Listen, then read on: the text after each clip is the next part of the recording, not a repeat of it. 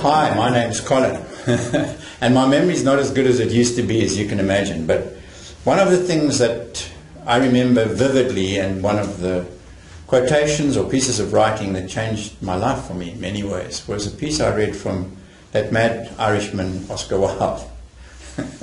He was a playwright, he was a poet, I think he was as nutty as a fruitcake, but he wrote a line that hit me powerfully at the time when I read it. He said very simply, "To live is the rarest thing in the world. Most people just exist." To live is the rarest thing in the world. Most people just exist. And of course, my immediate reaction was to say, oh, shame. Those poor people who just exist. Those people who are hungry. Those people who are jobless. Those people who are ill. Those people who live in shacks and in township houses. And then driving up from where I live in Camps Bay in Cape Town, watching people come up in Ferraris, I thought to myself, you know what, some of these guys are not alive. Some of them are just existing. And some of the people that I've met in townships like Mar Eunice, in Orange Farm, south of Johannesburg, when you go there, your energy's there. When you leave, your energy's much higher. Where does she get it from? And so slowly I began to realize that energy belongs to all of us. It's not something that only rich people have. So then I thought about it more and became more conscious of energy, and I began to realize that when my energy is high, I can fly, or I think I can. Of course I can't, but I think I can. And I feel as if I've got the capacity for endless possibilities, for dreams, for ideas, for creating things that haven't been thought of before. And of course, that's a marvelous feeling, but you have to match it by the fact that life is two-sided, it's paradoxical. You can't see it only by what's on one palm of the hand, you have to look at the back. And on the back is negative energy. And when my energy's down and I'm slumping and I'm miserable and I'm depressed, I'm damn bad at whatever I was doing before. And that's extraordinary. That I began to realize that my energy is the crucial determinant of my performance.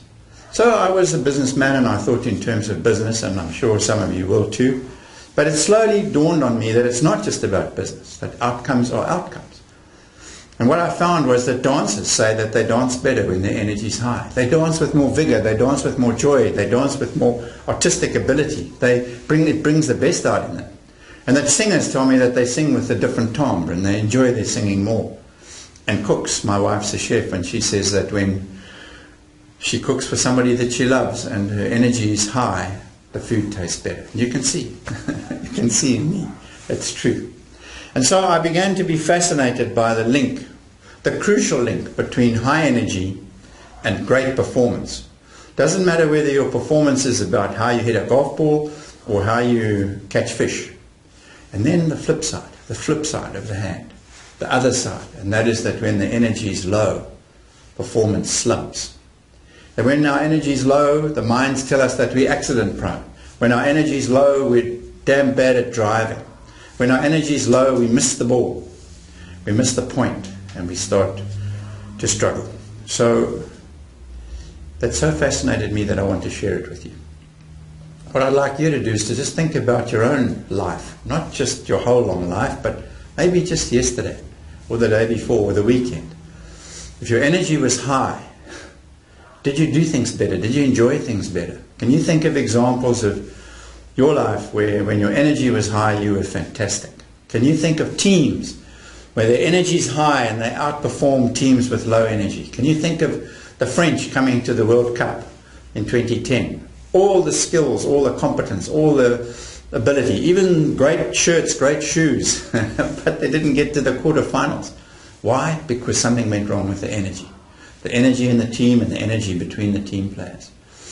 So what I'd like you to do, and I've asked you to think about it, is what happens to you when your energy goes up? When your energy spirals up? What happens to your performance? They say that we even sleep better when our energy is high. And then what happens when your energy spirals down?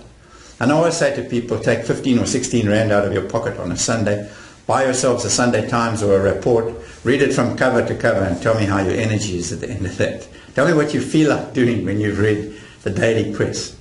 Just think about that for a minute.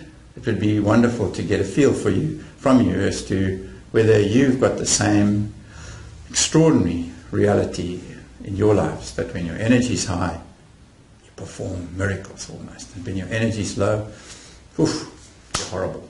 Thanks.